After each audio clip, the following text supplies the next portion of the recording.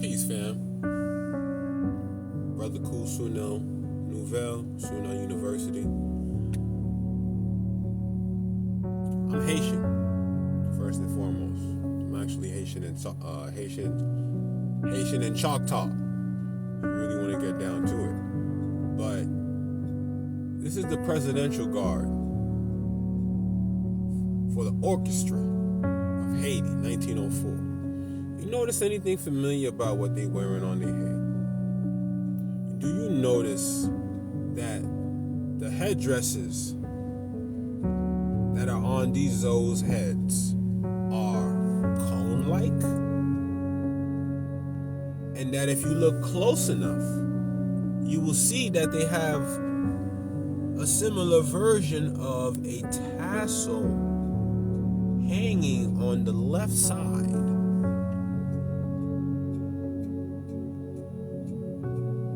Of course, with the plume feathers on the right side. You notice that? Let's look at some more.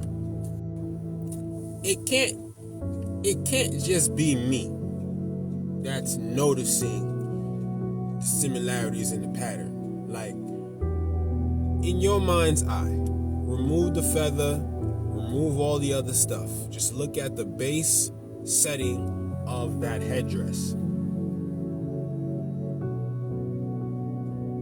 Wouldn't that look like a fez to you? Or a liberty cap? Excuse me? I understand that fez is relative modern day, you know what I'm saying, to most people, but for some reason they only recognize, when you say fez, they only recognize that as being attached to Morocco. In all honesty, if they knew the history, they knew that all that stuff was over here in the Americas anciently. But when you look at what we're wearing, according to Haitian culture or Aruac culture, right? We're talking about the Liberty cap, or we're talking about the bonnet rouge, right? The red bonnet, all right? The Liberty cap. Why is this so essential to our history? Because this is what we was wearing when we were fighting for freedom. This is why when you look at the Library of Congress, you see Toussaint Louverture with avec un bonnet rouge sous tête li. On nous garde. Let's go where?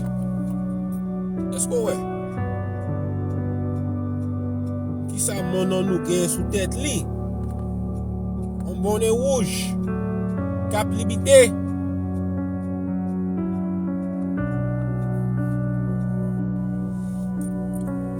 The same one that sits on top of the palm tree of our coat of arms.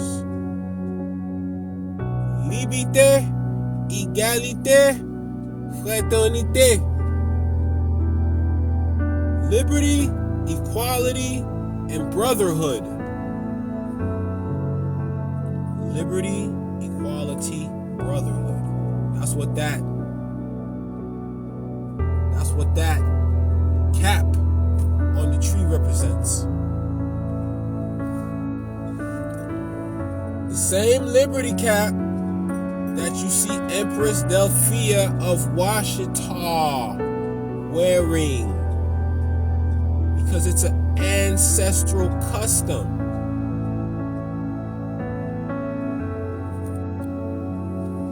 And we can go back and start tracing the same headdress back to Maya and the old empire, right? Right? You see the title, right? All right. This is at the Penn Museum in Philadelphia, Pennsylvania. Okay? The Penn Museum, Penn Museum. Check this out. All right? This right here is Exhibit 4C in that article dealing with the old Maya Empire and the headdresses. You see it? The Liberty cap. You see it? You see it? These on top here were feathers. These were feathers that were coming out the top. Feathers coming out the top. The top of the crown. The top of the crown. Look. Right? So another variation. When you look at this right here, right? Cone-like. epistles, right? Which is also relative to Hebrew, but that's a whole nother conversation. This is referenced as the snake god headdress. We're talking about old Maya headdresses. Now we're gonna go back even further. Follow. When you look at these glyphs now from Corral Supe, Peru, you can see the locks. You can see the locks coming out the back. All right.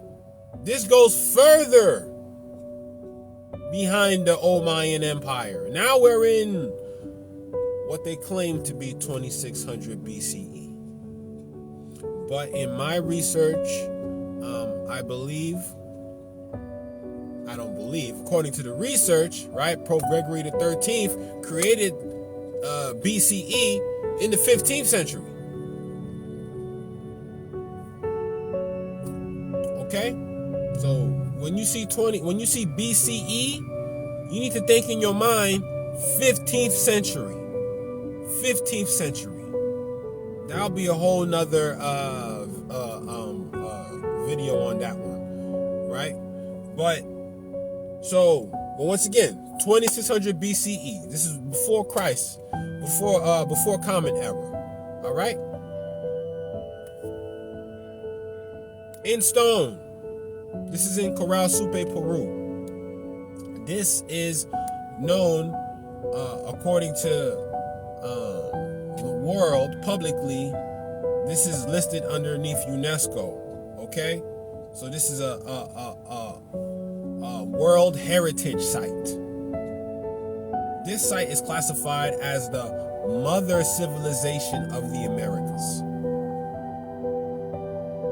Okay, with the oldest established nation-state geopolitical structure, infrastructure, way of doing things, and this is connected with Aruac. But let's keep going. So now when you begin to see these sigils of the departments of government of the United States of America, you can no longer disconnect yourself from that. You have to connect yourself to that, because that's bearing your ancient ancestral emblems. It means something. Who do you think created these? This goes back to the old Maya Empire. Prior to that, this goes back to the first established nation state in the Americas, Corral Supe, Peru. That's what the warriors wore on their head. The warriors. The warriors. The warriors. Let me show you who the warriors were. In the 1830s, the French military fighting in North Africa incorporated a tribe of fierce fighters into their ranks. These original soldiers were renowned for their skills. In fact, in 1852, the French created 3 units of Zouaves to be entirely of Frenchmen. These French Zouaves achieved legendary status for themselves during the Crimean War, 1854 to 1855. More detailed information about their involvement can be found in the history of Zouaves. This site also has some great pictures of Zouave regiments. The French Zouaves were quite inspirational to American forces during the American Civil War.